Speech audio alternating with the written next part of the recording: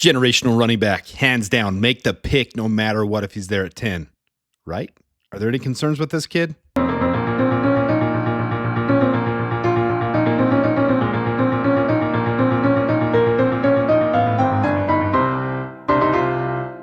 All right, welcome back, Bear Down. And guys, this is one you have to be cautious making. This is one you tiptoe. In fact, I had other content creators tell me they do see concerns in Ashton Genty's game, but you don't want to make that video, Adam. You don't want to be the buffoon who is wrong.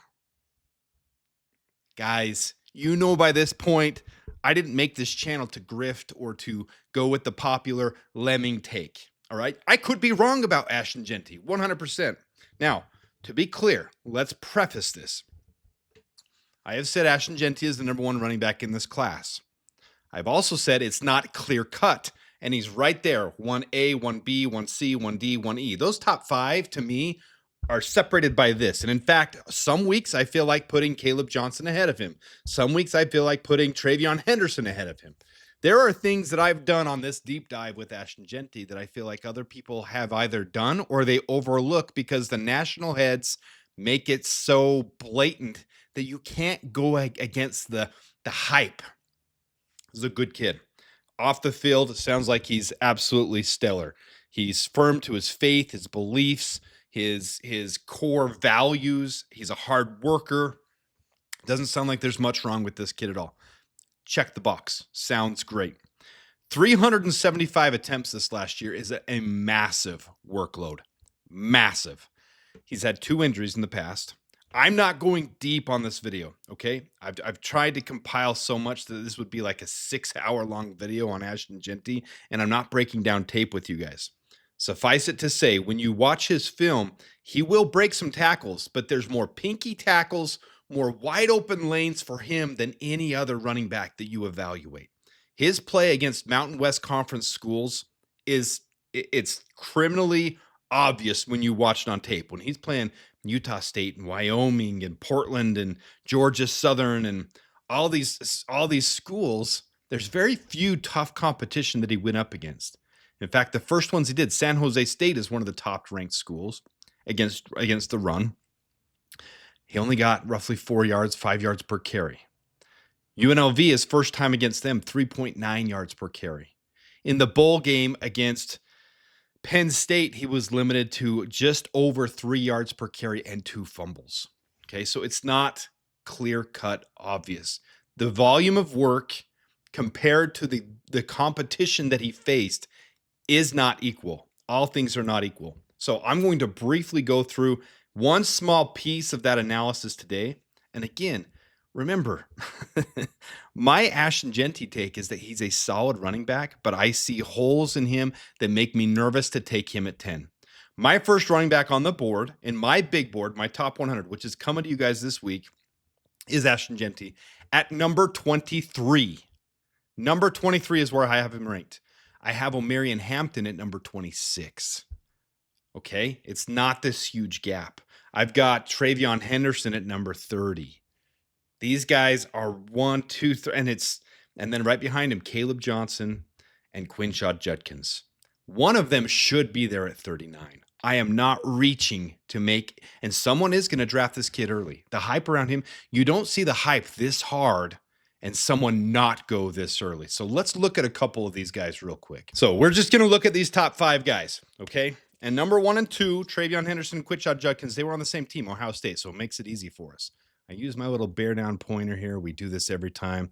Go over here. You see the Big Ten leaders. This is important. The guys at the top of this are all high-quality guys, okay? You're talking other players that have faced tough, stiff competition as well. Travion Henderson, number 1 in the Big Ten, 7.0 yards per attempt. Now, as I said, you could make so many different videos on the running back position. This is going to be based purely off yards per attempt, the competition level that they faced, as well as how they ranked within their own conference. So there are 134 FBS schools, okay? And here's how Ohio State, the opponents they had to face in the running game. So the yards per attempt against. So their first opponent, and I didn't list out the opponents just for the graphic, it just makes too much space. But the 94th against, so that's an easy one to run against. 109th, 78th, but then you get down here 28th, 32nd, 65th, 17th, 12th, 114th, 53rd, 3rd, 11th, 6th, 65th, 13th, and 38th. So some tough competition in there. Only thing I'm doing this for, give a basis of the level of competition these guys are facing, who they're playing against. You'll see one of them is not like the others, and that's obvious from the title of this video.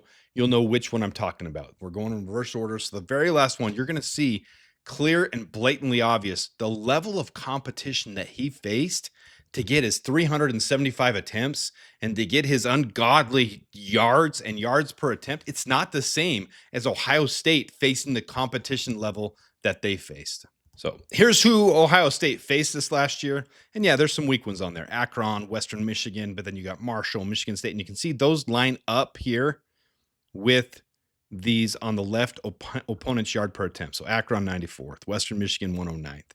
But then you get down here and you get into, you know, the Nebraska 17th, Penn State 12th, Northwestern 53rd, Indiana 3rd overall, Michigan 11th overall, Tennessee 6th overall, Oregon 65th, Texas 13th, Notre Dame 38th. They played a very stiff schedule.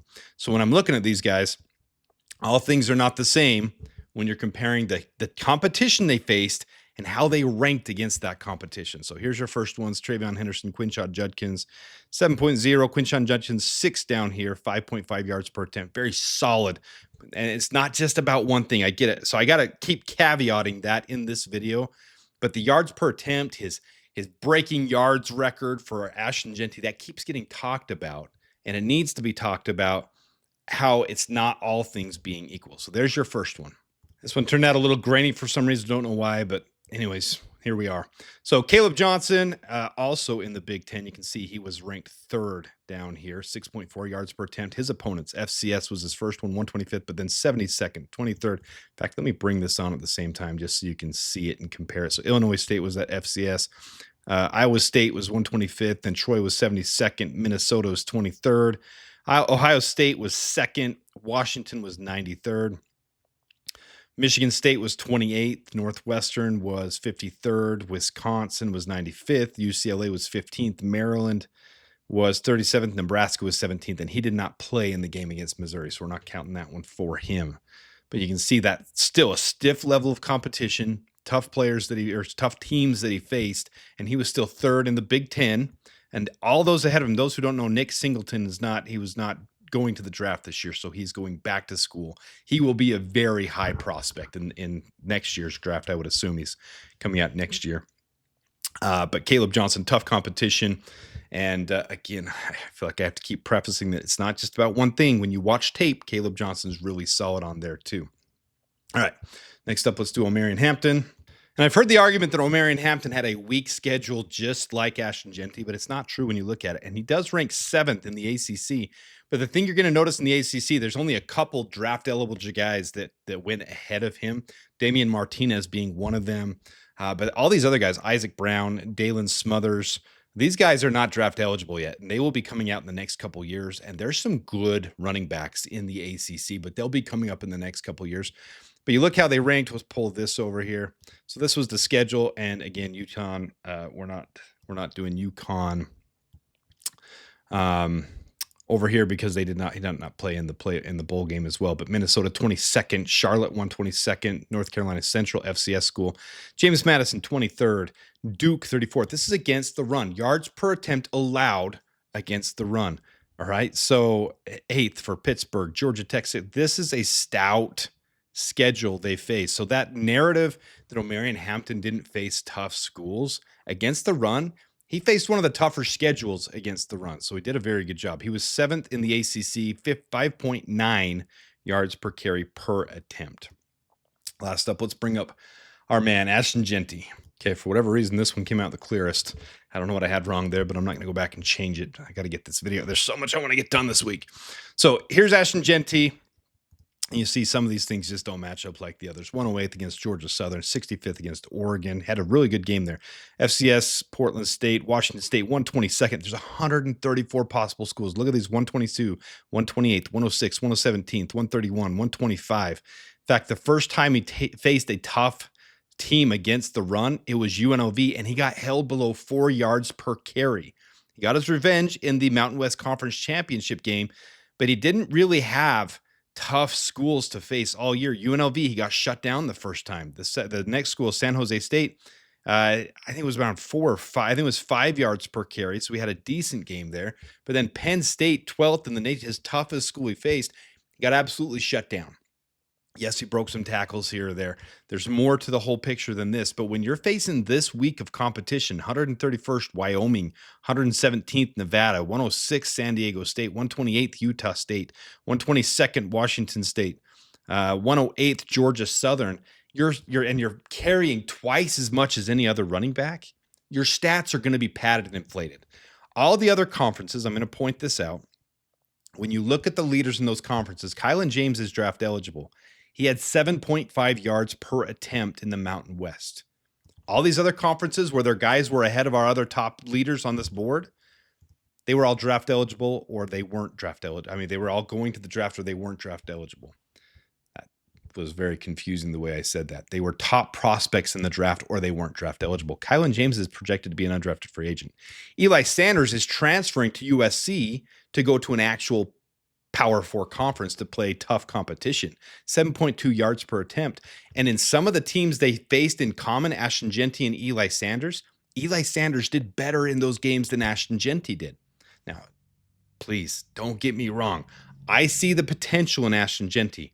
I also see the potential concerns. I see the red flags there of the weak competition he faced, which when you watch the scouting reports, that's the common thread they all say. The one thing against Ashton Jeanty is the weak competition he faced. When you look at the schedule he faced, the common opponents, and then other people in his own conference were out rushing him per attempt against these common opponents, he's a tough kid. He's muscular. He's built like a freaking bodybuilder.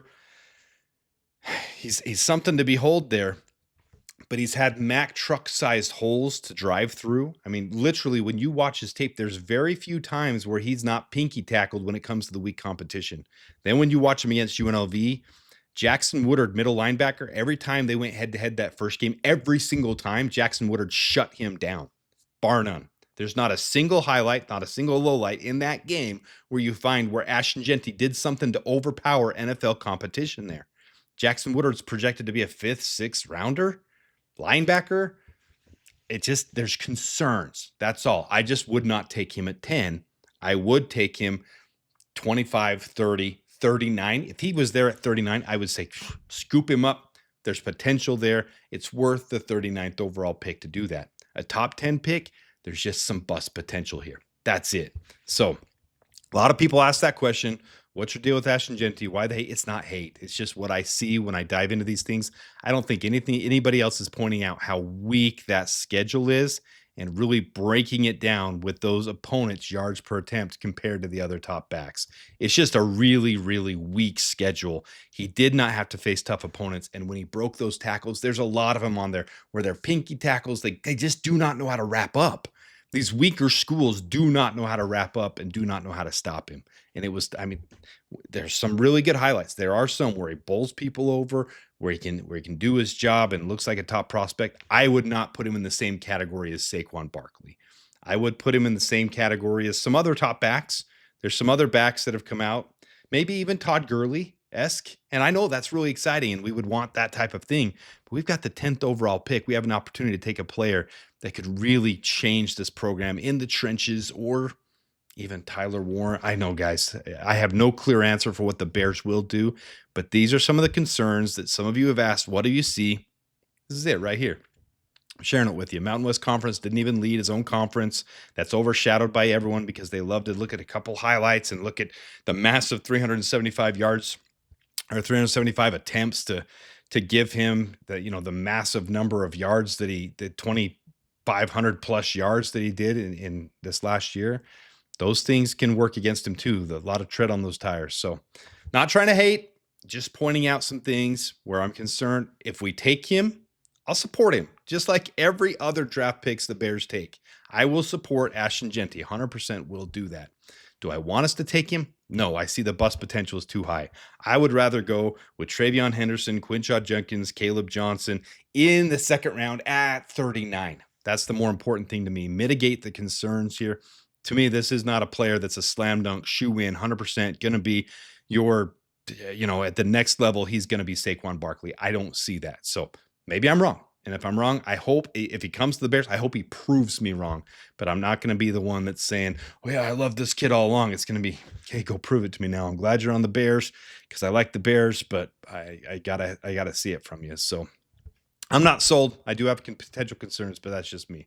Let me know what you guys think, though. This is the one video lamb-based me, guys. Give it to me. I've earned it with this one. I have made my stance. I'm not going with the crowd. I'm not a lemming. I'm not just following what everybody else says. I'm here for it, and I'm give it to me in the comments. Tell me how wrong I am. Tell me that you've done more research than me. You've watched more film than me. You've seen him live in person more than me. You've seen the competition he's faced more than me.